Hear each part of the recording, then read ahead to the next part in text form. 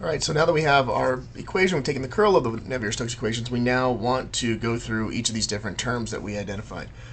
So term 1, which was just the curl of our time rate of change of velocity, this one in a very straightforward manner is just simply the time rate of change of the vorticity omega, just from the definition of the vorticity.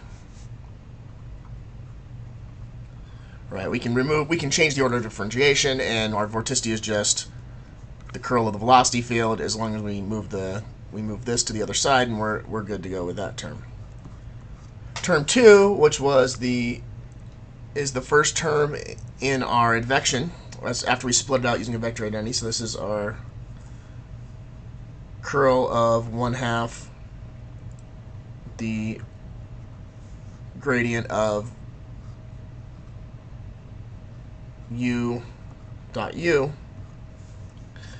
This is equal to 0 as well. For this term, it goes away. And the reason is that if we look at u dot u, it's basically the magnitude of the velocity field. And it's a scalar. Almost more important than what it is. It's just the fact that it's a scalar because it's the dot product of two vectors. Now, if we remember in homework 2,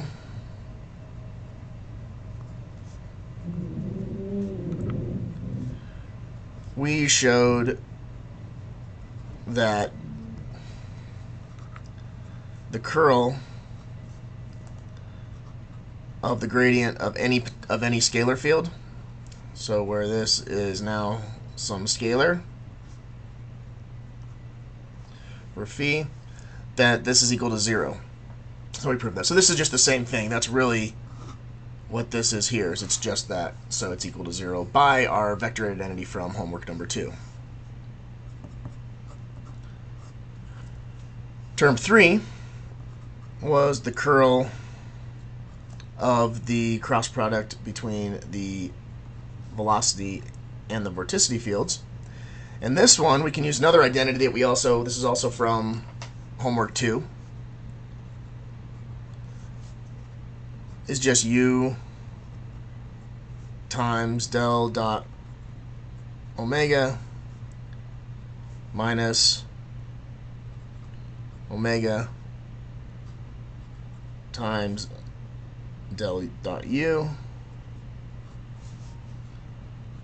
plus omega dot del u minus u dot del omega. And again, this is from homework number 2 and or Eris's vector book. You'll also find this. Now, the first term right here, if you look at this term, this is going to be 0 from our solenoidal condition. So first term was 0 solenoidal condition. Our second term, we have incompressible flow. So the second term is also equal to 0 because we said this is an incompressible flow.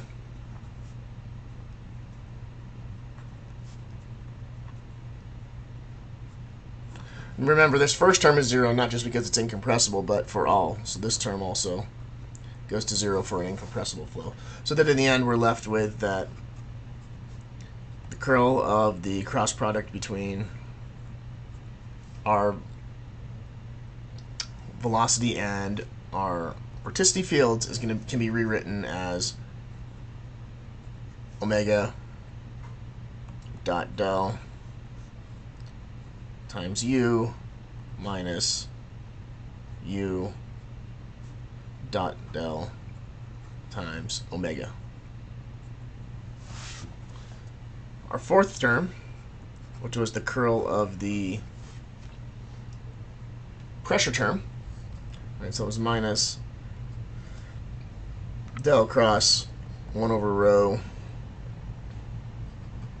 del p. This is going to end up being 1 over rho squared gradient of rho cross gradient of p. And the way that we can see this is if we expand out the curl operator.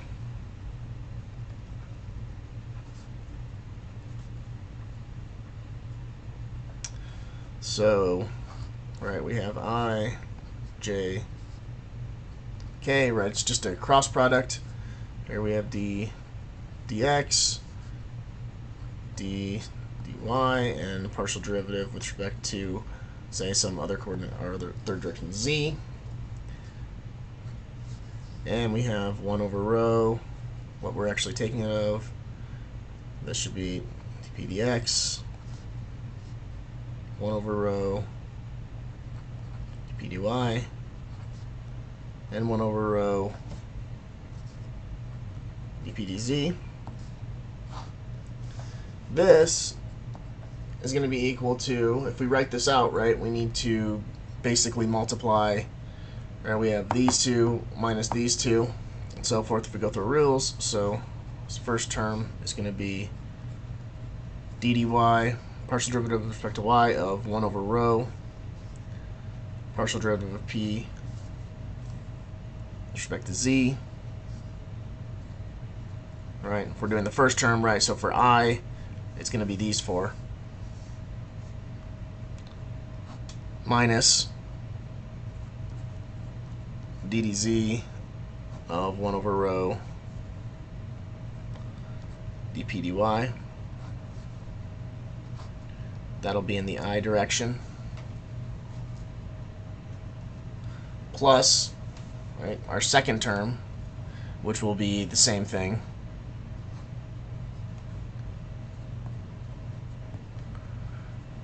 except for now we're going to do this for the j direction. So, right, this will go away and it'll be these four terms that will go play a role in this.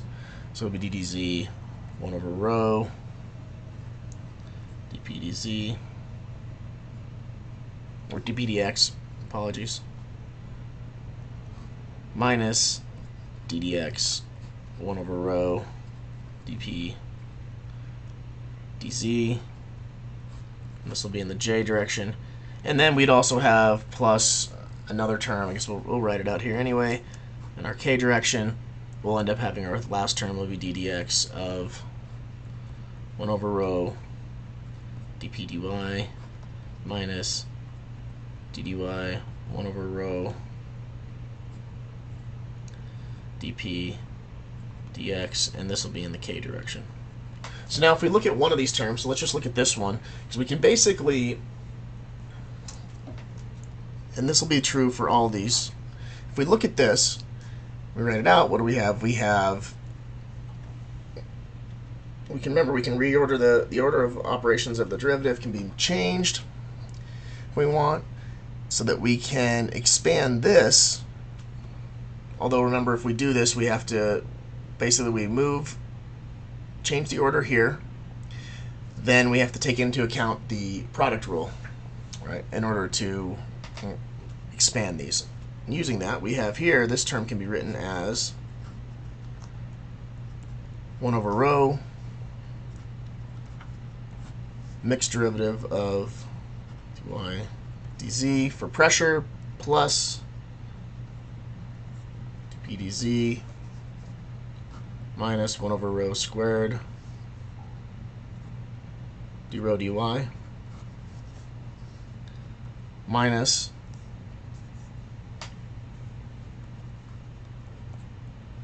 one over rho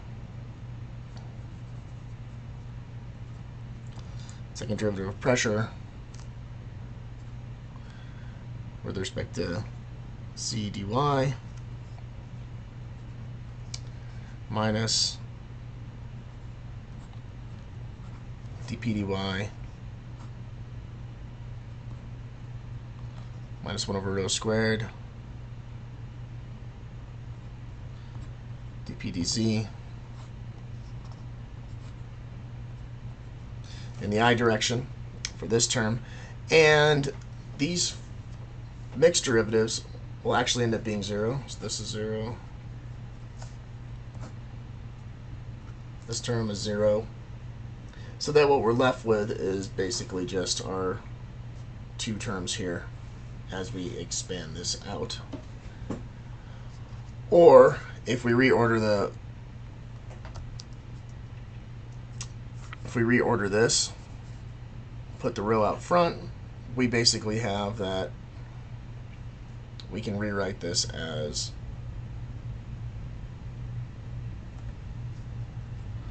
minus 1 over rho squared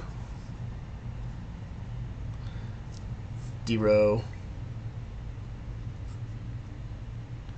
dy dp dz plus 1 over rho squared d rho dz dp dy, and so forth with the other terms.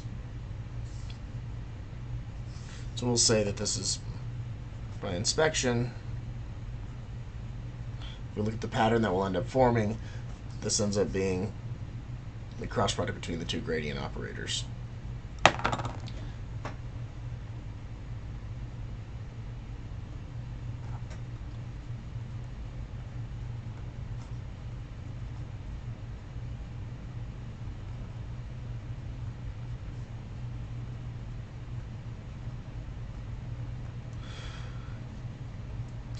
Term 5, remember this is the curl of our potential field. Our potential field, so, is a scalar. So again, similar to term 2, we have now the curl of the gradient of a scalar, which is 0 by definition from the vector identity that we proved before. This is the same as 2, right? Same exact reason that 2 is gone. Term 6,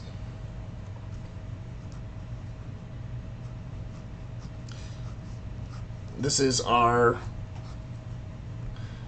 vorticity, or I mean this is our viscosity term.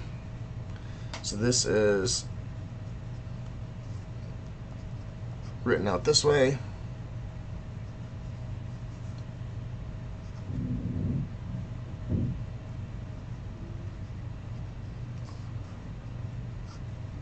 We can just simply, by definition, right, if we look at this again, if the kinematic viscosity is a constant, then we can change the order that we do these things in. The order of differentiation is not important. We can move this Laplacian out front, and we can just make this as Laplacian of the vorticity field. And this is again just by definition of omega, and assuming a constant kinematic viscosity, which is correct for incompressible flow. All right, for compressible flow, we might not be able to write this out as simply.